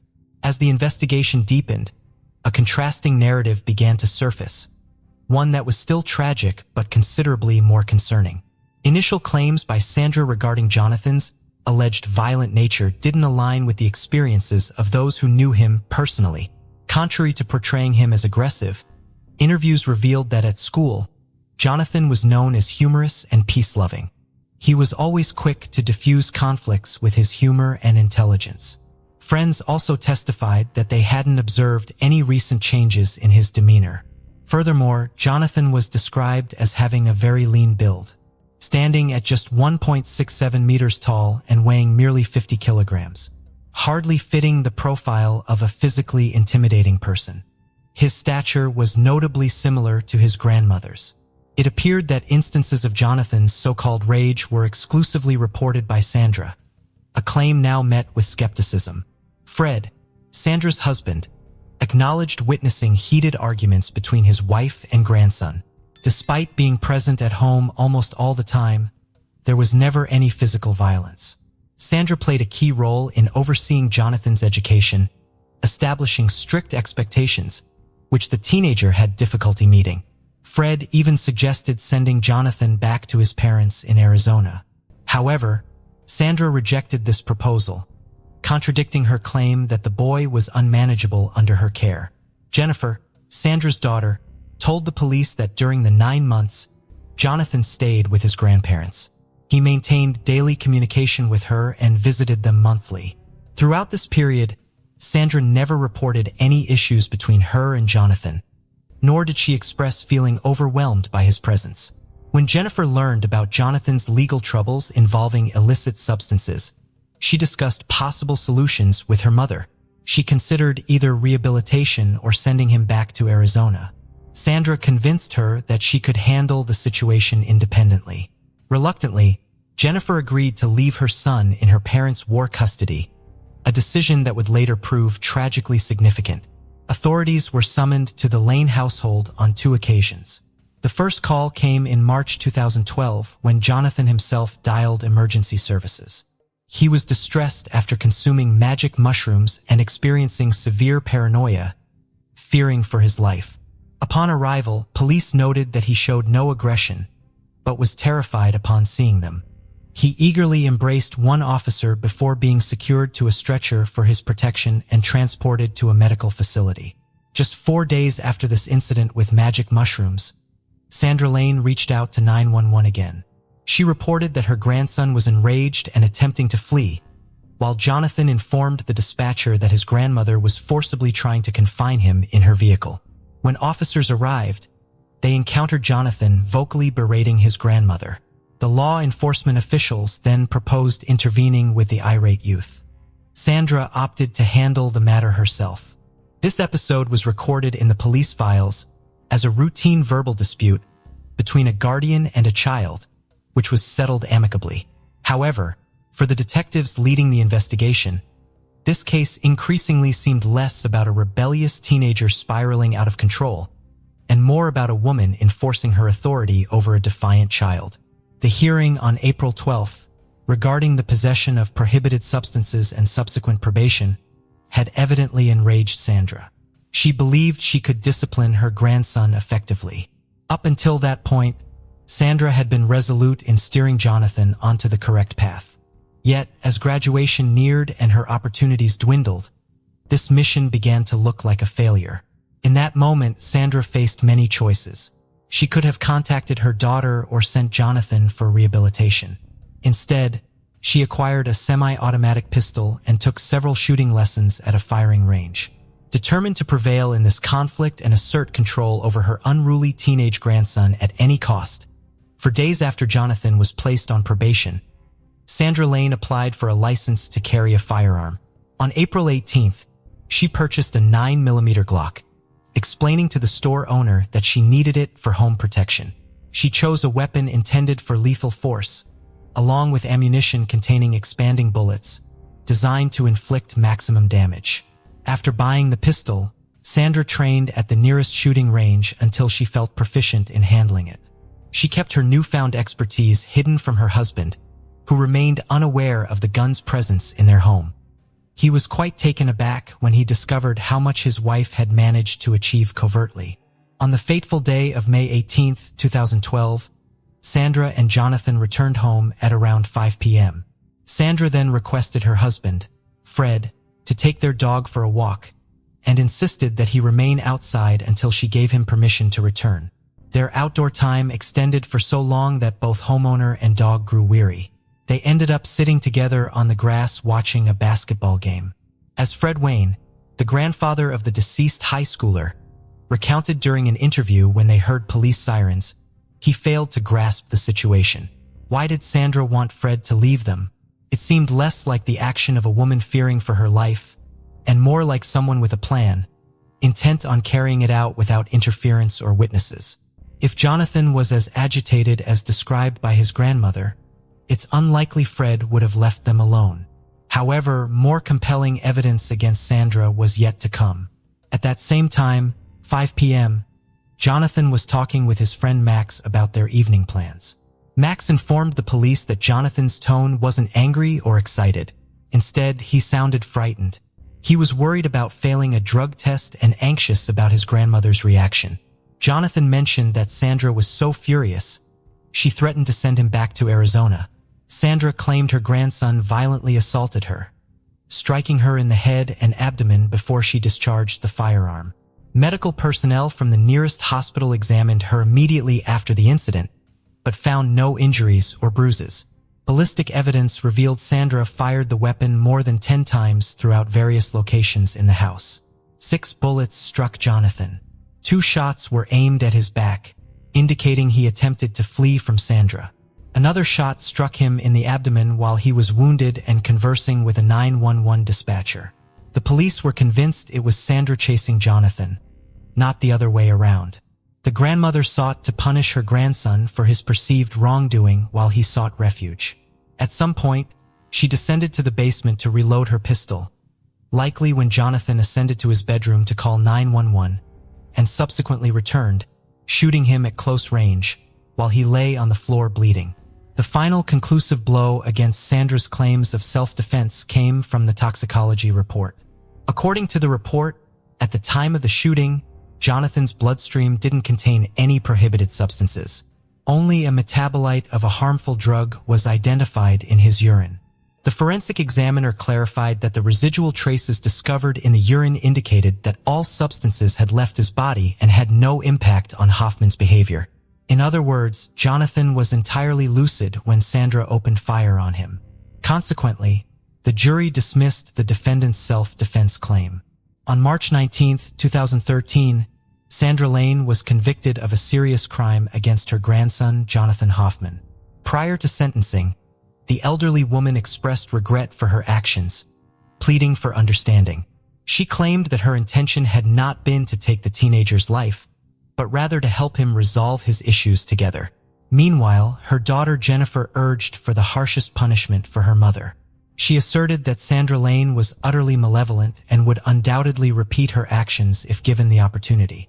Jennifer depicted her mother as a monstrous and obsessed individual, fixated on academic achievement. She firmly believed that everything Lane had stated in her statement was falsehoods. She concluded by stating that her son now resided in heaven, a place where Sandra would never have access. Lane received a minimum sentence of 20 years in addition to a mandatory 2-year term for utilizing a weapon in the commission of manslaughter. Her lawyer had pleaded on her behalf, citing concerns about her potential survival during an extended prison confinement. Jonathan's funeral occurred on May 22, 2012, with approximately 700 people who had known and cherished the young man in attendance. They fondly recalled moments spent with him and cherished him as a cheerful individual who never failed to bring laughter to those around him. As a grandson, Jonathan fell short of his grandmother's expectations, ultimately leading her to conclude that he did not belong in this world. Dr. Cheryl Pearson was a skilled pediatrician who had pursued a medical career after completing an undergraduate degree in chemical engineering. The youngest of 3 siblings, she shared a close bond with her family. On the evening of Friday, January 4, 2002, 37-year-old Dr. Pearson attended a Memphis Grizzlies basketball game at the Pyramid in downtown Memphis. A season ticket holder for the NBA team, she went to the game alone. While still at the Pyramid, Dr. Pearson spoke on the phone with several family members. Around 10:30 p.m., She drove from the pyramid to her home on Daybreak Drive in Bartlett, Tennessee. 2 of her friends came over after she arrived, and according to them, Dr. Pearson appeared to be in good spirits, looking forward to spending the next day with her sister Lorinda's children while Lorinda was at work. Her friends left her home around 1 a.m. on January 5th. When Lorinda arrived that morning to drop off her children, she found that Dr. Pearson was not at home and her car was missing. Immediately concerned, Lorinda feared her sister might be experiencing a medical emergency. Dr. Pearson suffered from severe type 1 diabetes, and Lorinda worried that her sister's blood sugar had become dangerously out of control, possibly causing her to drive off in a disoriented state and crash her car. All of Dr. Pearson's medications and supplies for managing her condition were left behind at home, as was her pager, which she needed for her on-call duties. Alarmed, Lorinda called the police. 2 days later, on January 7th, Dr. Pearson's blue 2001 Audi was found parked in the Quail Ridge apartment complex, which was on the other side of the golf course Dr. Pearson's street bordered. Inside the car, police found the ticket stub from the Grizzlies game, the keys to the car, and a bank envelope with $140 in $20 bills. In the trunk of the car was another set of keys and Dr. Pearson's medical bag. The most telling detail from the examination of the car was the complete absence of fingerprints found inside of it. Since not even Dr. Pearson's prints were found inside the car, police inferred that the car had been wiped down to destroy fingerprint evidence, which implied that foul play was involved in the doctor's disappearance. The only connection Dr. Pearson had to the criminal world was her brother-in-law, Chuck Hillbreath, who was facing bank robbery charges at the time of Dr. Pearson's disappearance. Chuck was married to Dr. Pearson's sister, Lorinda, and was the father of the children Dr. Pearson had been planning to spend January 5th with. Chuck and Lorinda were having financial problems, which raised concerns that Dr. Pearson's $150,000 life insurance policy may have been a motive for Chuck to harm her. Lorinda was the beneficiary of the policy with the money intended to provide for her children. Chuck was thoroughly investigated and interviewed multiple times by the Bartlett police. He provided an alibi for the night his sister-in-law vanished, which was picked apart by police, but ultimately accepted. Furthermore, since Dr. Pearson's body was not found, she was not immediately declared dead, so the life insurance policy was not paid out. If Dr. Pearson had been killed for insurance money, her body was hidden too well for the plan to actually succeed. Police examined Dr. Pearson's phone records and found that someone had called her home at 1:58 a.m. Reports from around the time Dr. Pearson went missing say that this call was only 5 seconds long. But in 2016, the police reported that it was in fact just under 2 minutes long. The call was traced to a payphone at a Citgo gas station not far from Daybreak Drive. The payphone had been wiped off fingerprints and there were no surveillance cameras covering the area. The caller has never been identified. Since there were no signs of a struggle or forced entry at Dr. Pearson's home, it appears that she was somehow convinced to leave her home in a hurry rather than being abducted from inside her home. Unfortunately, when Dr. Pearson's mother arrived at her home after learning her daughter was missing, she cleaned up around the house, potentially inadvertently destroying evidence in the case. Dr. Pearson was legally declared dead in 2009, the same year her father, Leon, passed away. 60-year-old Bill Lang lived in Binger, Oklahoma and worked as a ranch hand in nearby Hinton. Known as Wild Bill to his friends, his family acknowledges that some may have seen him as a little rough around the edges. However, his tough exterior covered a kind heart and dedication to his family. On March 3, 2016, Bill went to a convenience store in Binger just after 7 a.m. for his daily cup of coffee. Surveillance cameras at the convenience store captured the last known images of Bill. Bill then went to work. Around 8:30, after he arrived there, his daughter, Savannah Morris, called him to remind him that she would be running some errands for him that day and made plans to see him that evening. Later in the day, Bill visited an area tire shop to order tires for his vehicle. He arranged to pick up the tires on the following Monday. A witness reported seeing Bill at a worksite on I-40 near Methodist Road that afternoon. When Savannah tried calling her father that afternoon, he did not answer the phone. The following day, March 4th, Bill's Chevy S10 Blazer was seen along the eastbound side of I-40 near the Calumet exit by one of Savannah's friends. The friend called Savannah, who drove out to the vehicle to confirm that it was her father's. The vehicle was unlocked and contained tools Bill needed for work, as well as his keys, his cigarettes, and his eyeglasses. Concerned that the vehicle was left unlocked along the highway with all of these items inside, particularly the eyeglasses, Savannah reported her father missing. Despite numerous interviews and searches, have become of Bill is connected with his charitable nature. Just a few nights before his disappearance, Bill had stopped along the highway to pick up a man who had been in a car accident. He gave the injured man a ride to the hospital. According to Savannah Morris, Bill was quick to help out others in need. It is therefore possible that he may have stopped to help the wrong person and met with foul play at their hands. Bill's daughter Savannah, while she acknowledges that her father may have met with foul play, said at a press conference in January 2019 that she is refusing to allow her father's case to go cold. The Oklahoma State Bureau of Investigation is offering a $5,000 reward for information in Bill's case, and his family is offering an additional $25,100 reward for information that locates Bill. Savannah and her family were invited to participate in an art therapy program, during which they worked with an artist to create a piece of art to honor Bill. The finished product, a replica of Bill's beloved Harley-Davidson, is currently spending 6 months on display at the Oklahoma History Center, along with Bill's picture and information about his case. Henrietta Millock grew up in a small Inuit community in the small coastal town of Nain, Newfoundland and Labrador.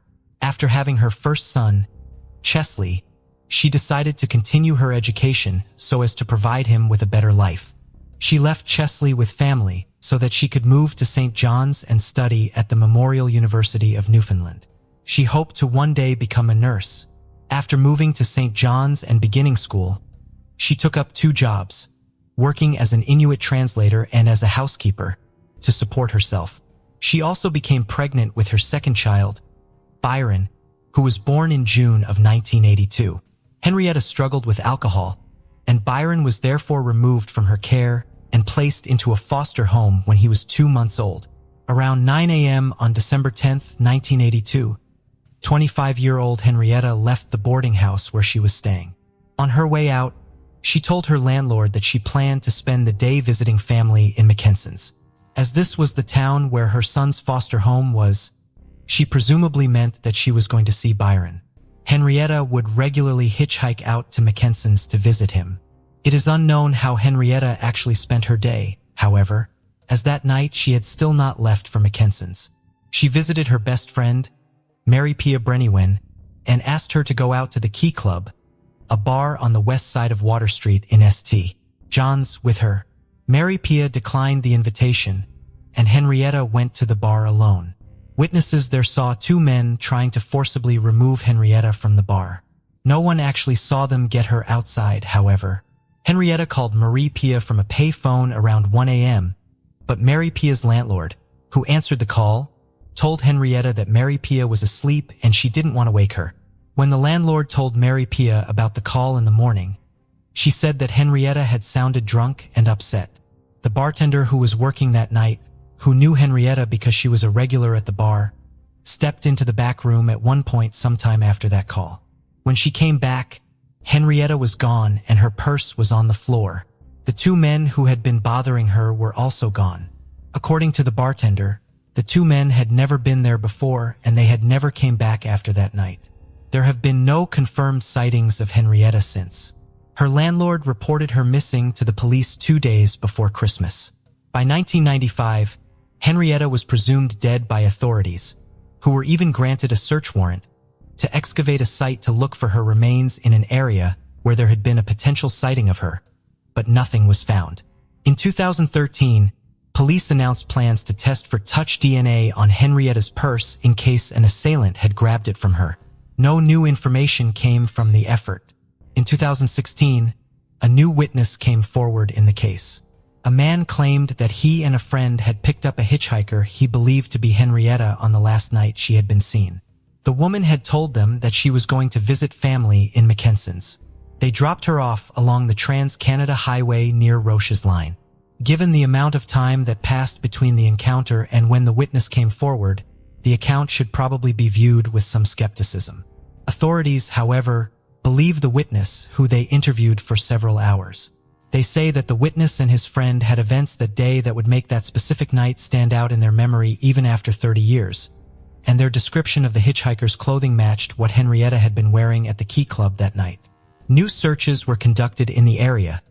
The hitchhiker had been dropped off, following the witness's statement. 45 people combed through brush looking for clues and human remains based on the fear that if Henrietta had been out in the cold that night, she may have succumbed to the elements area where she had been dropped off. Nothing was found. If the witness's story is true, it would mean that Henrietta left to visit her son Byron in the middle of the night. While it makes sense that Henrietta would be on her way to Byron, it is strange that she left that night. The following day, she was planning to make a special trip to see him with her friend Mary Pia. They had planned to go to Mackensen's to ask Byron's Henrietta could have been baptized, with Mary Pia serving as his godmother. The two friends had been planning the visit expectantly for some time, so it is strange that Henrietta would leave without Pia. While authorities were publicly working on Henrietta's case, they were not in contact with her family, who only learned of the new efforts when they saw them on the news. Henrietta's oldest son, Chesley, has never been given the chance to speak with the police about his mother's case. His wife, Beninga Anderson, speaking to the National Inquiry into Missing and Murdered Indigenous Women and Girls, alleges that she and her family were never able to get authorities to work with them. She says that when she contacted the Royal Newfoundland Constabulary about the case, an officer told her that he had no idea what case she was talking about and that he wouldn't talk to her about it even if he did. Henrietta's mother passed away in January 2018, never learning what happened to her daughter. Henrietta's son, Chesley, and his wife have 2 young boys. While Henrietta never achieved her dream of becoming a nurse, her best friend Mary Pia did finish school and have a career in nursing. Padam Risol was born in Bhutan and lived there until his family was expelled from the country in 1990. He then spent time living in a refugee camp in Nepal. This is where his activism on behalf of the refugee community first began. He worked for the United Nations Refugee Agency's project for Bhutanese refugees, training teachers, and enacting programs. Padam was eventually able to emigrate to the United States, where he helped create Bhutanese community organizations in both California and Washington state before moving to the Harrisburg, Pennsylvania area. There, he was a successful entrepreneur, owning several businesses, and continued his work serving the Bhutanese and Nepali communities, both in his own community and around the world. He was also named to Pennsylvania Governor Tom Wolf's Advisory Commission on Asian Pacific American Affairs. On February 21, 2019, Padam left his home in Susquehanna Township, Pennsylvania around 2 p.m. He was scheduled to meet his family at 7 p.m. that evening, but never arrived as planned. His family was alarmed and called numerous other family members and friends in search of him, but no one had seen him. The following morning, they reported him missing to the police. In the early hours of February 22nd, at approximately 1 a.m., Padam's silver Kia Forte was found abandoned on Interstate 83 on the overpass for the South Bridge, which spans the Susquehanna River in Harrisburg. There was no sign of Padam with a car or in the area. On March 11th, Padam's children and members of Harrisburg's Bhutanese community announced a $10,000 reward for information about Padam's whereabouts. They also implored anyone who has seen him since February 21st to come forward. They are particularly interested in anyone who may have seen him after 2 p.m. on that day, as that information would help create a timeline of his actions that afternoon.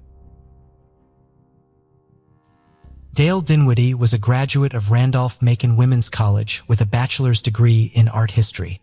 Following her graduation from college, she was living at home with her parents in Columbia, South Carolina, and working as a full-time babysitter while she prepared to enroll at the University of South Carolina for graduate school. On September 23, 1992, 23-year-old Dale attended a U2 concert at the Williams-Brice Stadium with a group of friends. When the concert ended at approximately 11:15 p.m., the group traveled to the Five Points area of Columbia to go to Jungle Jim's, a popular bar. Inside the bar, Dale at some point got separated from her group of friends. Not being able to find her immediately, her friends all assumed that Dale had gotten another ride home. They had all traveled to the concert and then to the bar in several cars, so everyone assumed that she had left in someone else's car. They all left the bar, leaving Dale there alone around 1 a.m. on September 24th. 15 minutes later, Dale approached the bouncer at the door to ask if he had seen her group of friends. After talking with the bouncer for about 15 minutes, Dale walked outside and began walking north on Hardin Street. The bouncer would be the last person to ever see her. At 6:15 a.m., Dale's father went into her room because her clock radio alarm had sounded and she had not turned it off. Dale was not in the room, and he realized that her bed had not been slept in. After calling around to her friends to see if anyone knew where she was, Dale's parents reported her missing at 8:30 a.m. Missing persons flyers were up around Columbia within hours of Dale's disappearance being discovered. Within a week, the search effort for her had a command center and a phone bank. Her parents had appeared on national media outlets begging for information, and her flyers were up in every state in the nation. There were hundreds of volunteers in the efforts, including local students, as well as truckers who volunteered to transport Dale's flyers across the country. Dale's disappearance was classified by law enforcement as an abduction so as to qualify it for assistance from the FBI. U2 displayed Dale's picture at several of their subsequent concerts after learning she had gone missing. The publicity generated thousands of leads, but no answers. In 2012, just 6 weeks shy of the 20th anniversary of Dale's disappearance, authorities released an age-progressed image of what Dale would potentially look like at the age of 43. Dale's family and friends continue to publicize her case in hopes of generating a lead that will help them finally find Dale. Paula Salazar was born on September 6, 2015, in Venezuela.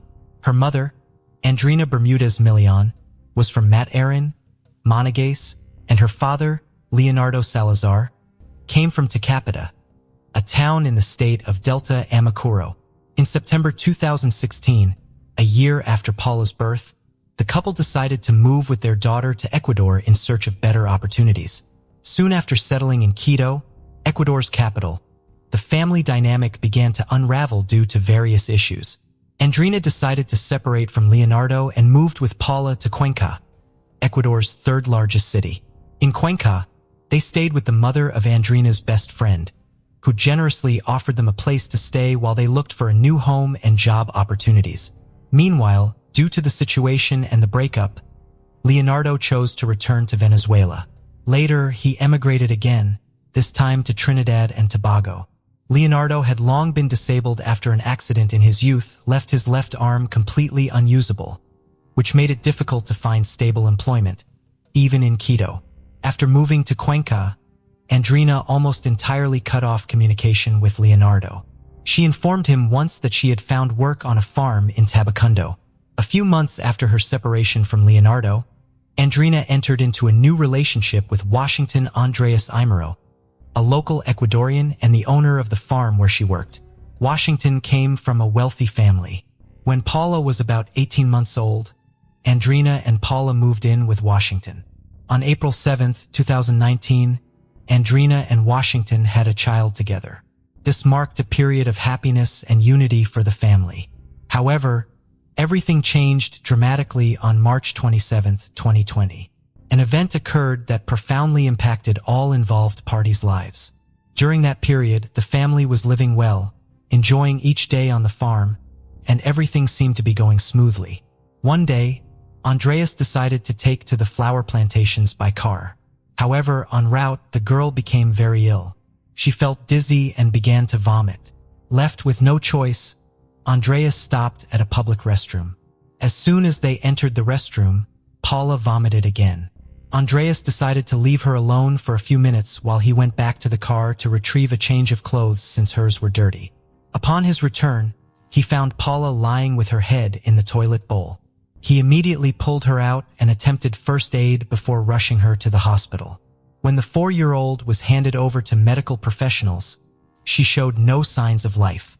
Doctors declared Paula deceased after performing an initial examination. They quickly noticed inconsistencies in Andreas's story. For instance, They observed bruises on her body and face that did not match his account.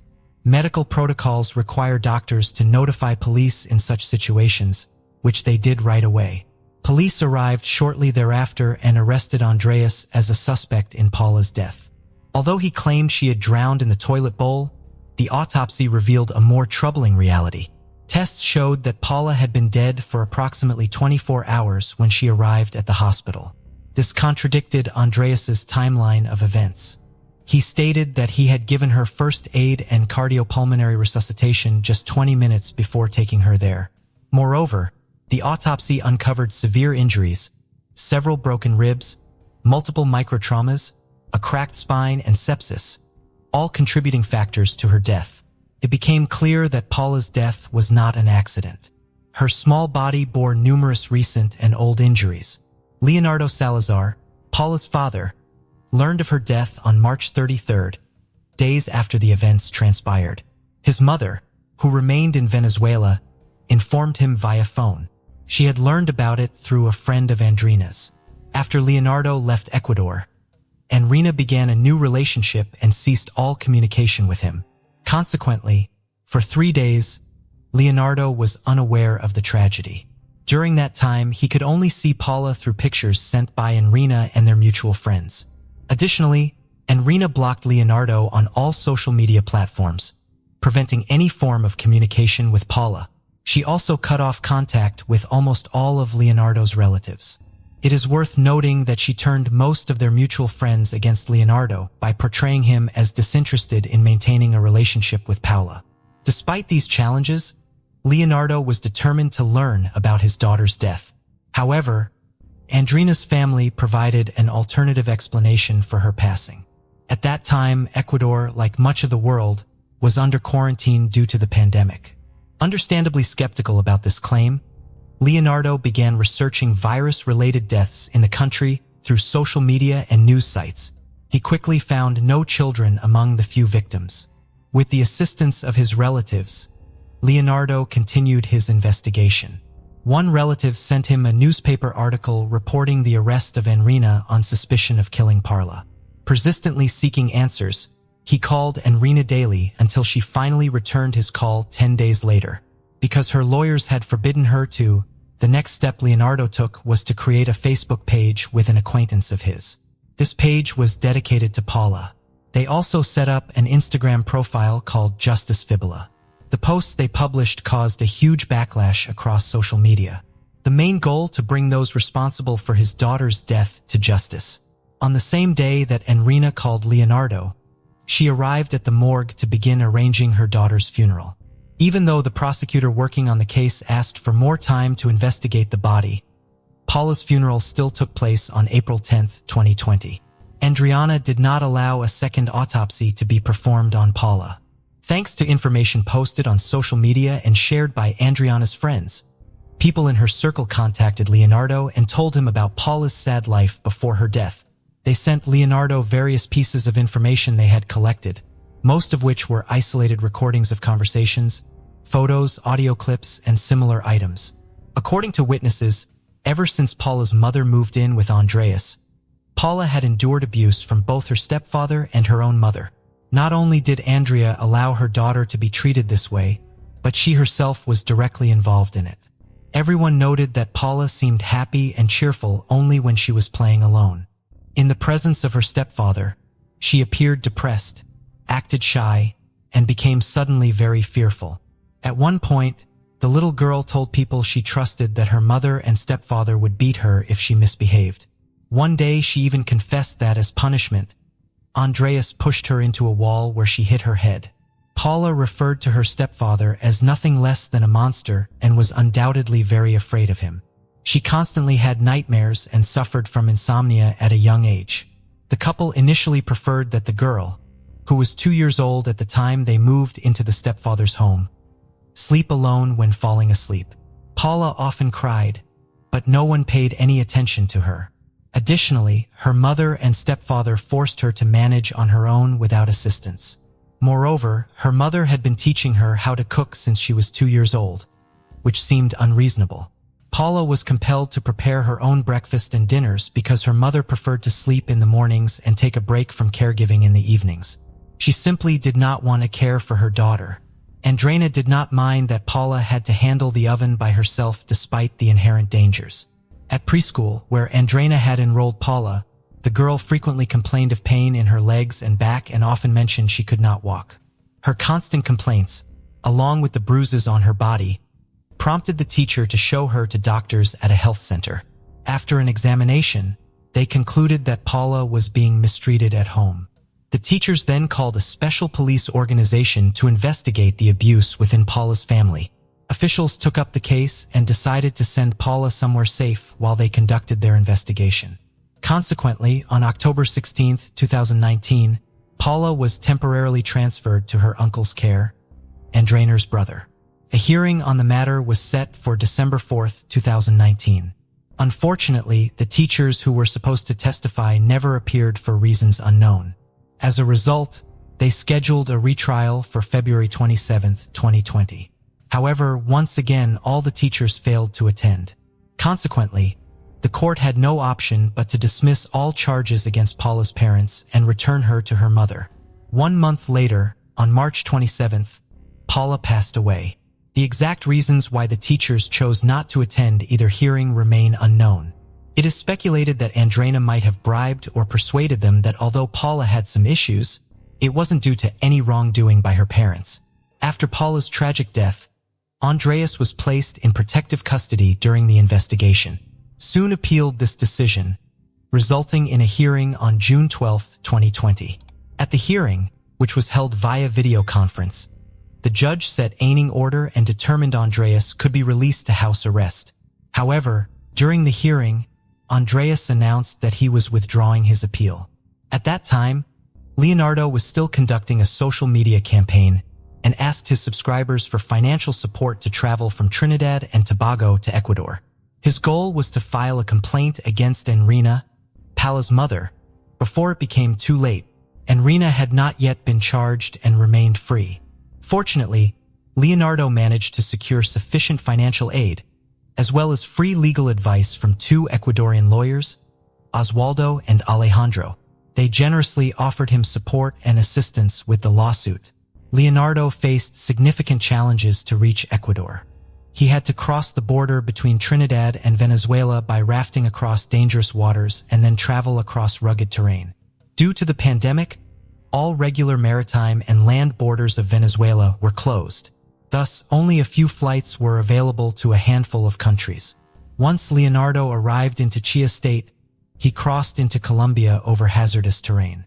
From there, he took a bus to Ipiales and continued onward through hills and plains until reaching Rumichaca Bridge, the border between Colombia and Ecuador. Upon crossing into Ecuador, Leonardo took a cab to Quito. On June 30th, he immediately met with a lawyer upon arrival. The bereaved father filed a complaint against his ex-girlfriend, so she would also be considered a suspect in Paula's murder.